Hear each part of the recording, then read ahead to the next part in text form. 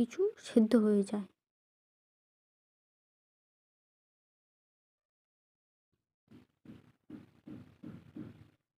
আর বেশি তরকারিতে বেশি জল রাখবেন না, মাখো মাখো রাখবেন, তাহলে তরকারিটা খেতে ভালো লাগবে।